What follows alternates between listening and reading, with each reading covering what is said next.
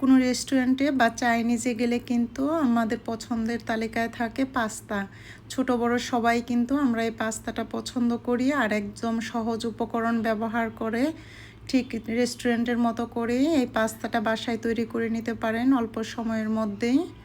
এখানে আমি প্যানে নিয়েছি কিছুটা তেল, তারপর দিয়ে দিব হাড় ছাড়া মুরগির বুকের মাংস নিয়েছি। মাংসটা আর ঠিক এভাবেই লম্বা শেপে কেটে নেবেন। দিয়ে দিব পরিমাণ মতো লবণ এবং সাদা গোলমরিচের গুঁড়া দিয়ে একটু ভালো করে ভেজে নিতে হবে, লাল লাল করে ভেজে নিতে হবে যেন মাংসটা কোনোভাবেই কাঁচা না থাকে।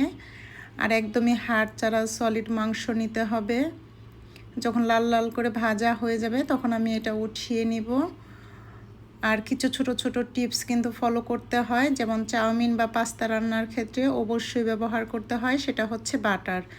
এখানে যেহেতু পাস্তা রান্না করছি আমি বেশ খানিকটা বাটার দিয়ে দিব হচ্ছে রসুন কুচি।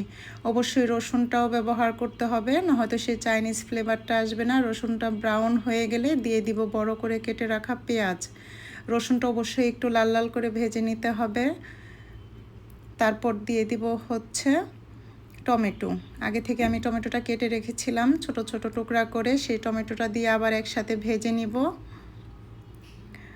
ভাজা হয়ে গেলে আমি এখানে দিয়ে দিব কিছুটা কাঁচামরিচ। ঝালটা যে যার যার মতো দিয়ে নেবেন, যে একটু ঝাল খেতে চাইলে মরিচের পরিমাণটা একটু বেশি দিবেন। দিয়ে একসাথে উপকরণগুলো ভালো করে ভেজে নিব। আর টমেটোটা একটু ভেঙে দেওয়ার চেষ্টা করব। তারপর দিয়ে দিব আগে থেকে ভেজে রাখা মুরগির মাংসটা। মাংসটা অবশ্যই আগে থেকে একটু ভেজে নিতে হবে। তারপর আমি একসাথে ভাজা হয়ে গেলে দিয়ে দিব সয়া সস, এবং সয়া সসটা দিয়ে একসাথে মিশিয়ে কিছুক্ষণ ভেজে তারপর দিয়ে দিব হচ্ছে টমেটো সস বা টমেটো কেচাপ, যেটাই ব্যবহার করেন, দিয়ে খুব ভালো করে একসাথে এগুলো উপকরণগুলো মিশিয়ে নিব। আর খুব সুন্দর একটা গ্রেভি চলে আসবে। আর যেটা অবশ্যই ব্যবহার করতে হবে সেটা হচ্ছে চিনি। চিনিটা দিয়েও খুব ভালো করে একসাথে মিশিয়ে নিব। এখানে ইচ্ছে করলে আপনি কোনো প্রকার সবজি ব্যবহার করতে পারেন, ক্যাপসিকাম, গাজর আমি এখানে ব্যবহার করিনি। তারপর আমি পাস্তাগুলো আগে থেকে একটু লবণ আর সয়াবিন তেল দিয়ে সিদ্ধ করে রেখেছিলাম। আর পাস্তাটা সিদ্ধ হওয়ার পর পানি জড়ানোর পরও কিন্তু একটু সয়াবিন তেল দিয়ে সেটা মিশিয়ে রেখে দিবেন, না হয়তো একসাথে লেগে যেতে পারে, ঝরঝরা হবে না। আর পাস্তাটা একটু সঠিকভাবে সিদ্ধ করে নিতে হবে লবণ ব্যবহার করে। খুব ভালো করে একসাথে মিশিয়ে নিব যেন সবগুলো সসের সাথে পাস্তাটা খুব ভালো করে মিশে যায়। আর এই ছোট ছোট কিছু টিপস ফলো করলে কিন্তু একদমই রেস্টুরেন্টের স্টাইলে বাসায় মজাদার এই পাস্তাটা তৈরি করে নিতে পারবেন। তারপর দিয়ে দিব চিলি ফ্লেক্স।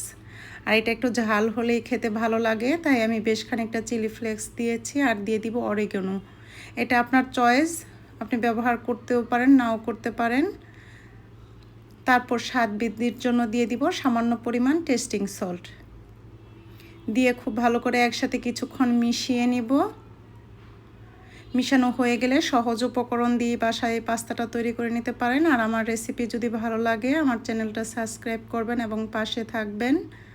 আর খুব অল্প সময়ের মধ্যেই মজাদার এই সবার পছন্দের পাস্তাটা বাসায় তৈরি করে নেবেন ঝটপট। সন্ধ্যার নাস্তা অথবা গেস্ট আসলে তৈরি করে দিতে পারেন।